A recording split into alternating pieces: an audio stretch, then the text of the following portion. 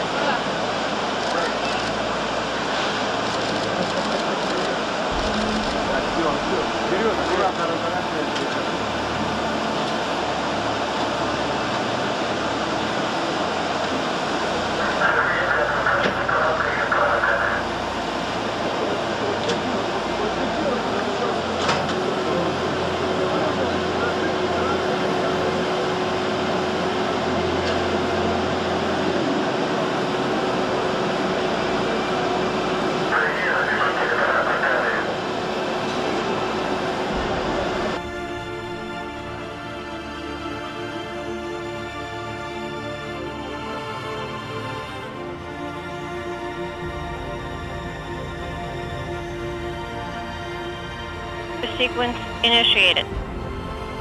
T-minus 15 seconds and counting. T-minus 10, 9, 8, 7, 6, 5, 4, 3, 2, 1. Turbopump at light speed. Liftoff. Liftoff of the Soyuz TMA-05M carrying Sonny Williams, Yuri Malenchenko, and Aki Hoshide on a 2-day journey to the International Space Station. All of their launcher parameters are nominal.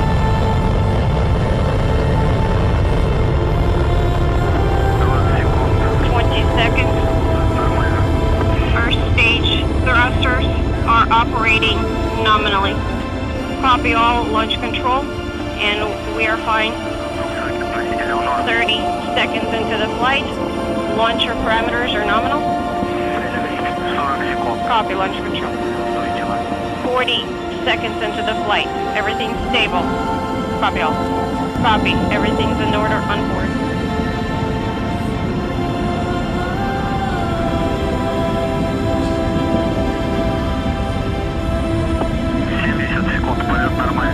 Seconds into the flight, everything's nominal. Copy. For stages 1 and 2 are operating nominally. Copy.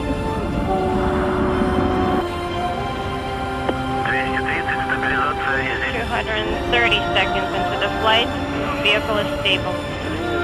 Copy. Everything's nominal on board. Of the Zarya module of the International Space Station on the STS-132 mission of Atlantis.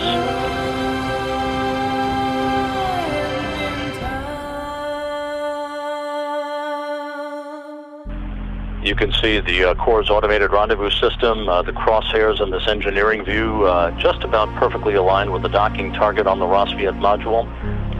Rate is normal, standing by for contact, capture confirmed. Docking confirmed. Docking confirmed at 11:51 p.m. Central Time, 12:51 a.m. Eastern Time over northeast Kazakhstan.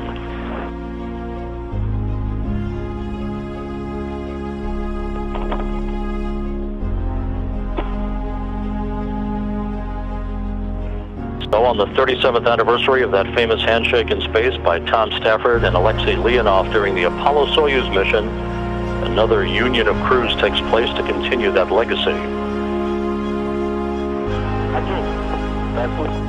Okay, how do you read me? Okay, let me know when to switched to another cabin. Yeah, copy. And there is the hatch opening. Okay, yes, that was the... Aki Hoshide returning to the International Space Station, first to float in and be greeted by the residents of the complex. Sonny Williams next. Something is pausing. Okay. I did not copy you. Williams spent almost 200 days on board the International Space Station in 2006 and 2007, and there is the veteran Russian cosmonaut Yuri Malenchenko floating into the Rosviet module, being greeted by Revan, Akaba, and Padalka, all 6 crew members now together on board the International Space Station. The official opening of the hatches coming at 11:23 a.m. Moscow time, 2:23 a.m. Central Time on Tuesday morning, July 17th, on the 37th anniversary of the docking of Apollo and Soyuz in that historic mission more than 3 decades ago. Hello, I'm Sonny Williams. I'm up here on the International Space Station. So this is Node 2. This is a really cool module. Of course, most of these modules you'll see they have 4 sides and they're put together. That way we could sort of work on a flat plane, either a wall, a floor, another wall, or the ceiling. But you know, again, all you have to do is turn yourself and your reference changes. The reason I'm bringing that up is because this is where 4 out of 6 of us sleep. And so people always ask about sleeping in space. Do you lie down? Are you in a bed? Not really, because it doesn't matter. You don't really have the sensation of lying down. You just sit in your sleeping bag. So here's one sleep station right here. I'm going in right now. You can follow me if you want. So I'm inside. It's sort of like a little phone booth, but it's pretty comfy. I've got a sleeping bag right here that we sleep in, so we don't have sort of like a little bit of a cover. We don't fly all over the place. But you know, you can sleep in any orientation. I have it sleeping, feeling like I'm standing up right now, but like you saw, I'm on the floor. But it doesn't matter if I turn over and I sleep upside down. I can't have it, I don't have any sensation in my head that tells me that I'm upside down, so it really doesn't matter. The sleep station is also like a little office. We've got a computer in here. As you can see, we've got a couple little toys. I've got some books. I've got some clothes and other things that make it sort of like home. I'm coming out. And just for reference, that's one sleep station. This one's another. Right here. There's one on the ceiling, if you want to call it. Right here. And then there's a 4th on the other wall over here. So all of us sleep in a little bit of a circle. All right, come on back. There's more to show you.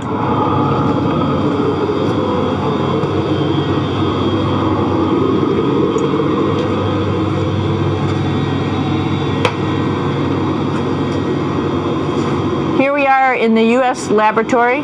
Again, this is a laboratory with science experience on all of the walls here, all sorts of stuff that we do. And one of the things we also do is we exercise. We have some exercise equipment on board the space station. We need to do that because we lose bone density and muscle mass while we're up here, and that's a result of not having to fight against gravity. So how we keep ourselves in shape are with a bike, a treadmill, and a weightlifting machine. This is the bike. You notice the clip pedals. So all you need to do is actually clip your feet in, and then you can start pedaling.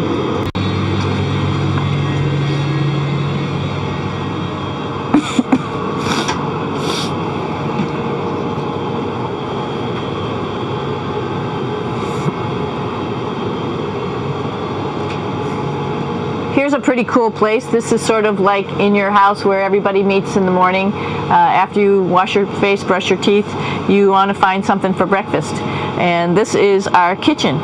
You might notice there's all sorts of foods here. It's like opening the refrigerator. You got all your different stuff that you want to have. Drinks, meats, eggs, vegetables, cereals, bread, snacks, and that's a good place. That's where you find all the candy. Side dishes, and then some little power bars just in case. So we have all this type of food. Some of it is dehydrated, and so we have to hydrate it, fill it up with water. Some of it is already made, and then all we have to do is heat it up. So something like this, I'm pulling out barbecued beef brisket. Pretty yummy. Not only is this food made in the US, but we also have food here from Japan. We've got Russian food. As you can see, all these red containers are filled with food that's from Russia. And then we get some of our specialty stuff, some things that we like, some of our favorite stuff that your family can send up. In fact, I like fluffernutters, and so I got sent up some fluff so I could make my fluffernutter with peanut butter. So you have a lot of food up here, no problems.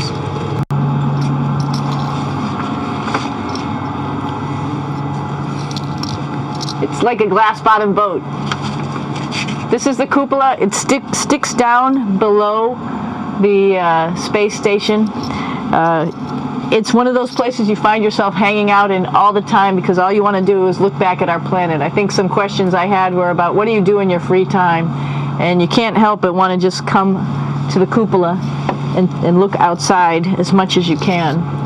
And a lot of folks, I play this game with myself about where we're flying over the Earth. Try to come in here and just guess.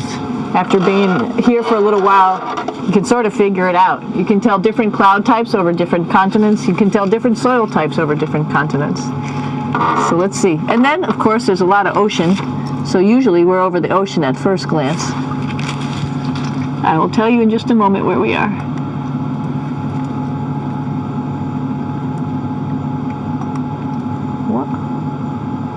There we go. Oh, right now we are right over Africa. It's a little bit cloudy, as you can tell, but we're right over the continent of Africa. Hey, what's that? I think that's a Soyuz spacecraft. That's the spacecraft that's taken us home to planet Earth today. Oh my gosh. We might have to go take a look at that. That's pretty cool. It's a little bit smaller than the rest of the spacecraft, the space station, so you'll see if we go there, it'll be a little bit more crammed. But we're going, you can look all the way back to the back of the spacecraft, which is where the Russian segment is, and then you could look all the way forward to the front of the spacecraft, where the Japanese laboratory, the European laboratory, and the American laboratory. Hey, one thing I didn't show you, or I talked about but I didn't show you, was the exercise, another piece of exercise device. This is what we call the A-Red, and with this you can lift weights based on vacuum in these cylinders, just like you do at home at a gym. For example, if I wanted to do a squat, I could do it like this. Oops. I should need some weight on this thing. I'm not lifting with anything, so it's too easy. One of the cool things you could do things that you can't do at home.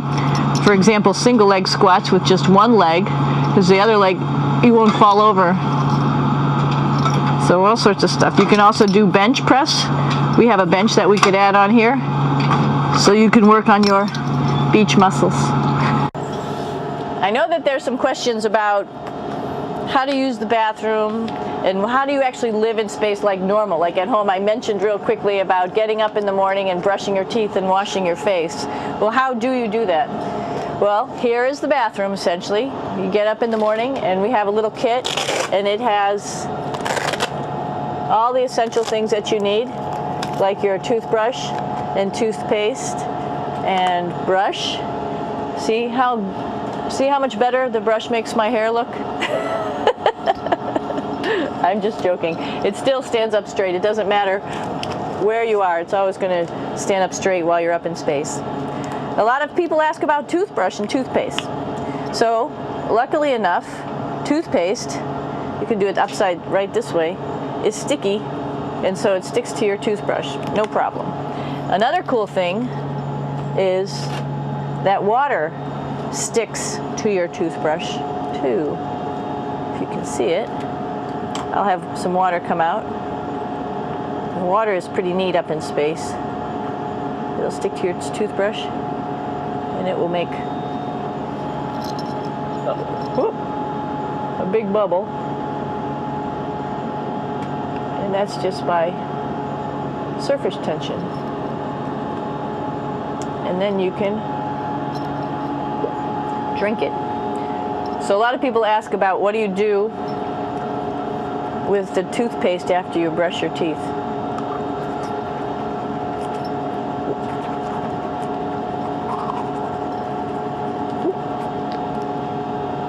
Two options. Swallow it, and it's sort of like mouthwash, but it tastes a little gross. Or you can just spit it out in a paper towel, and then you don't have to worry about it. Swallowing thing I wouldn't recommend at home. I'm only up here for 4 months, so it's not that bad.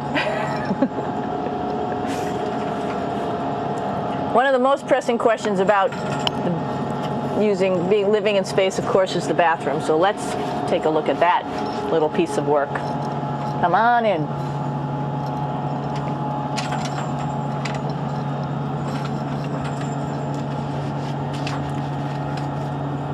Here we are at the throne. This is awesome. You might see the little, you might have noticed the little moon on the outside. This is our orbital outhouse right here.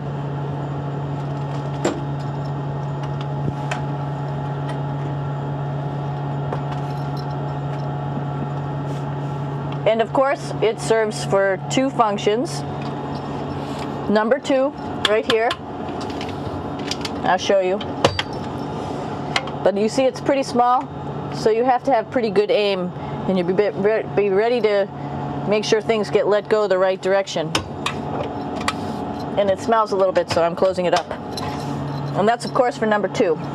And this guy right here is for number 1. So they're sort of two slightly separate functions, but you can do a little, essentially both, by hanging on right here and doing number 1 and number 2. I might add it's color coded, so you really don't get it mixed up, which is nice. This is yellows for number 1. And also there's a selection of paper. People always ask about toilet paper. What do you do with toilet paper? What kind of toilet paper do you have? We have gloves, just because sometimes it does get messy. We have some Russian wipes, which are a little bit coarse if you like the coarse type of toilet paper. We have some nice tissues, which are nice and soft if you like soft toilet paper. We have Huggies, just for any cleanup. You know, we were all babies once, and this sort of helps. And then if things get really out of control, we have disinfectant wipes, just to make sure we clean up here. Because, you know, just like the water I showed you, the number 1 stuff can sort of go all over the place if you don't aim correctly. And did I mention both of these have a little bit of suction, so they should keep things going in the right direction. But like I said, sometimes things get a little out of control if you are out of control yourself flying around. So we have lots of protective stuff. And of course, you do have your privacy. There's a little door.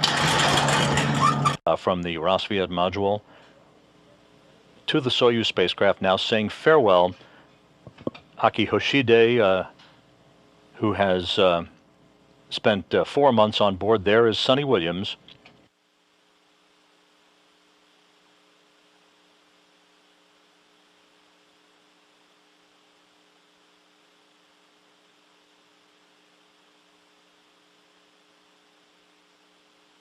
Yuri Malenchenko will come into the field of view momentarily.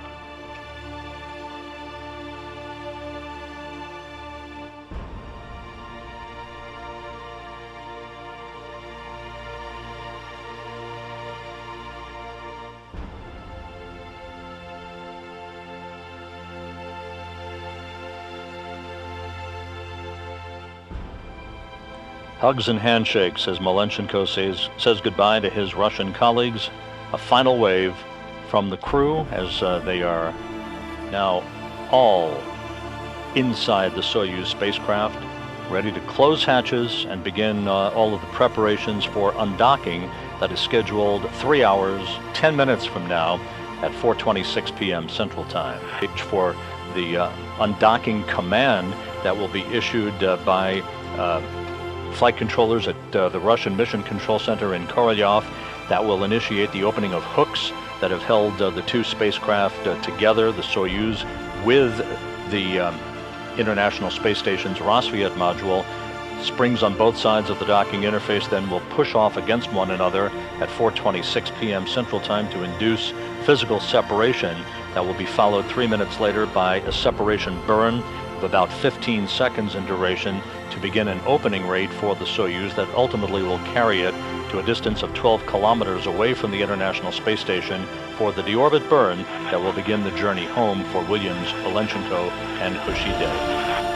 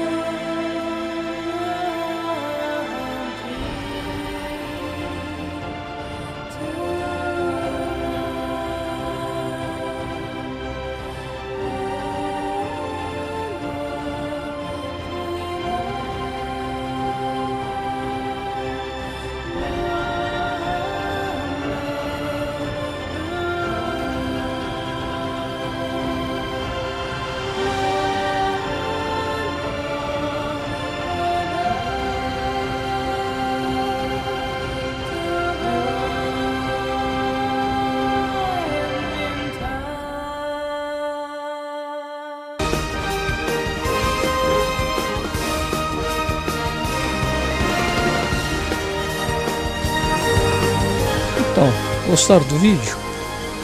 Muito obrigado por assistir. Inscreva-se no Facebook Astrofísica e Metafísica e no nosso canal YouTube Brasil Net TV, nos ajudando a divulgar ciências. Muito obrigado.